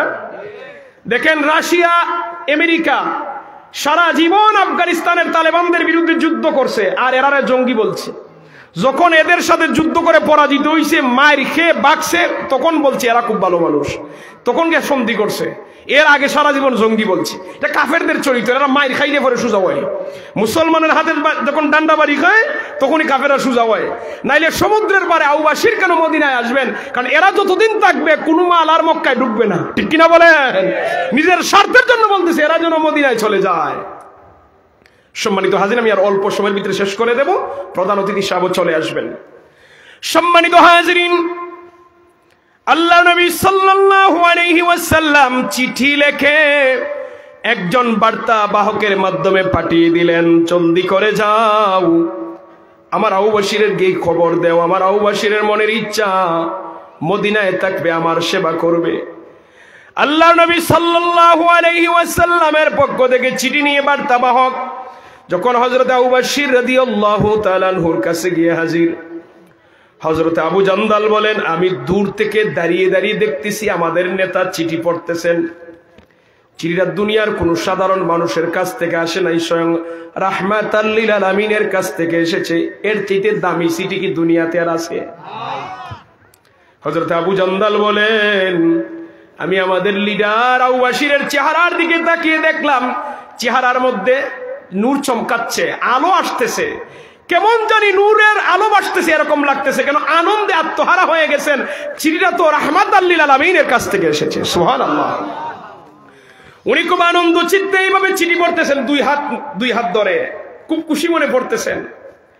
হযরত আবু জান্দাল বলেন, আমি দূর থেকে দেখলাম আমাদের নেতা চিঠি পড়তেছেন, কিন্তু চিঠি পড়তে পড়তে যখন চিঠি পড়া শেষ হয়ে গেল, লক্ষ্য করে দেখলাম চিঠিটা উনার বুকের উপর পড়ে গেছে।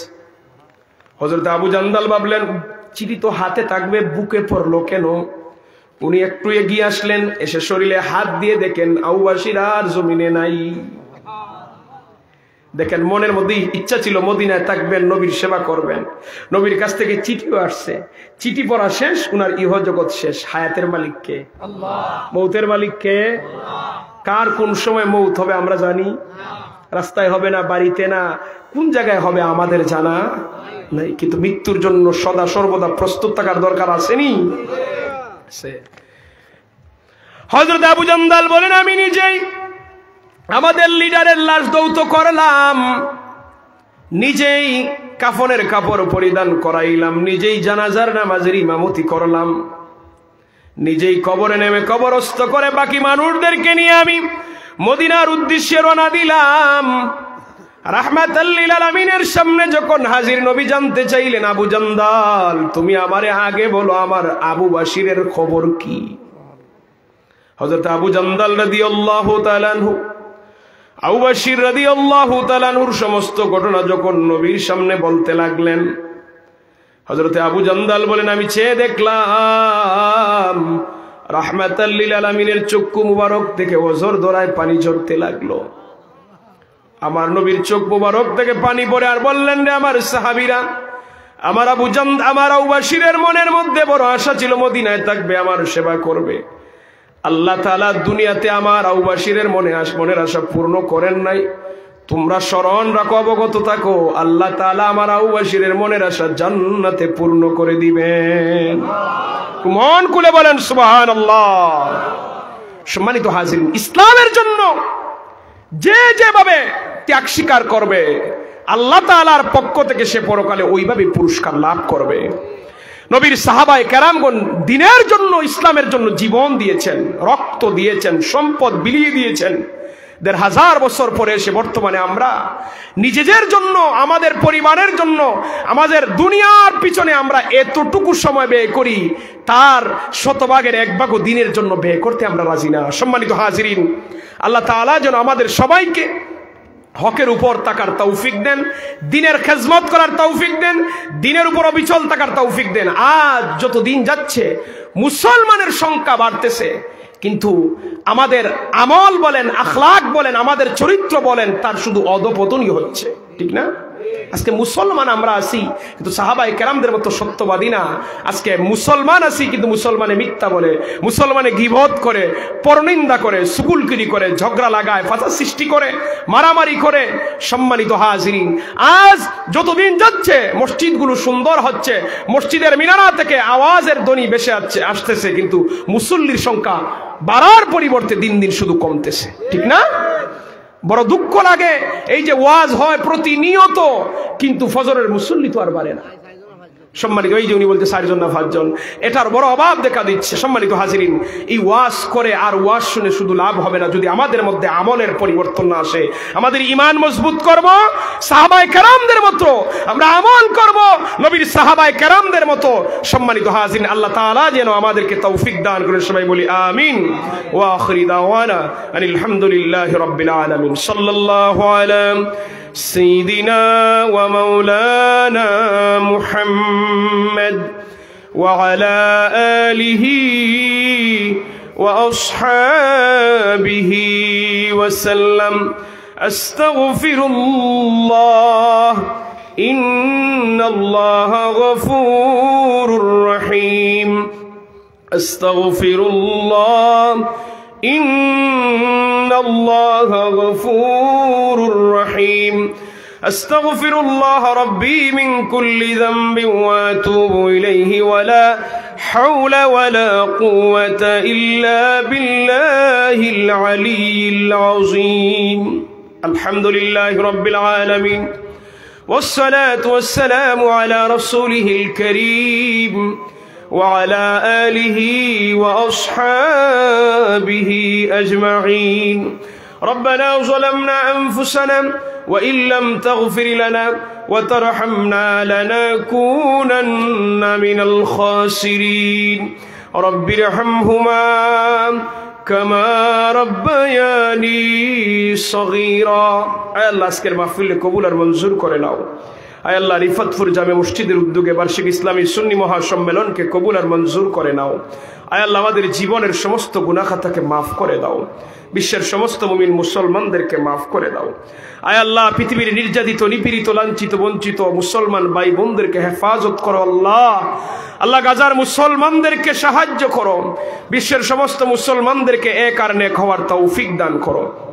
আল্লাহ এই জামাতের মধ্যে যারা হাত তুলেছেন, যারার মা নাই বাবা নাই, মা বাবার কবর গুলারে জান্নাতের বাগান বানিয়ে দাও। আমাদের জিন্দা মা বাবার হায়াত বরকত দাও। আয় আল্লাহ এলাকার শান্তির এলাকা বানাই দাও, এলাকার সমস্ত মুর্দেগানদেরকে মাফ করে দাও। আয় আল্লাহ হুফাজুল কোরআন কুররাতুল কারি আলেম উলামায়ে কেরাম থেকে ফয়দা করে দাও। হক কথা বলে, সত্য কথা বলে, ন্যায় বিচার করে এমন বেশি বেশি মানুষ গ্রাম থেকে বানিয়ে দাও। আয় আল্লাহ এই এলাকার যত মানুষ প্রবাস জীবনে আছে আল্লাহ তাদেরকে সহি সালামতে রাখিও। সমস্ত আফত বিপদ থেকে আল্লাহ হেফাজত করিও। বেশি বেশি করে হালাল রুজি রোজগারের ব্যবস্থা লাগাই দিও। আল্লাহ আমরার দেশের প্রতি দয়ার নজর ফরমাও। আল্লাহ এই দেশের অশান্তিরে দূর করে দাও। আমরার দেশটাকে একটা শান্তির দেশ বানাই দাও। আল্লাহ প্রকৃত সোনার বাংলাদেশ বানাই দাও। আয় আল্লাহ এই দেশে যারা এই মৌসুমে প্রতিনিয়ত দাগী ইলাল্লাহর কাজ করতেছেন আল্লাহ তাদেরকে হেফাজত করো। প্রতিনিয়ত আল্লাহ দাগী ইলাল্লাহর বিপদের সম্মুখীন হচ্ছেন, সন্ত্রাস ডাকাতের হাতের মধ্যে পড়তেছেন। আল্লাহ রাস্তাঘাটের সমস্ত সন্ত্রাসের হাত থেকে, ডাকাতের হাত থেকে সমস্ত দাগী ইলাল্লাহদেরকে আল্লাহ তুমি হেফাজত করো। আয় আল্লাহ আজকের মাহফিলের প্রধান অতিথি আমার মহব্বতের ভাই ডক্টর আহমদ হাসান গাজীপুরি ভাইকে হেফাজত করুন। রাস্তাঘাটের সমস্ত আফত বিপদ থেকে আল্লাহ হেফাজত করুন। সমস্ত দাগী ইলাল্লাহদেরকে আল্লাহ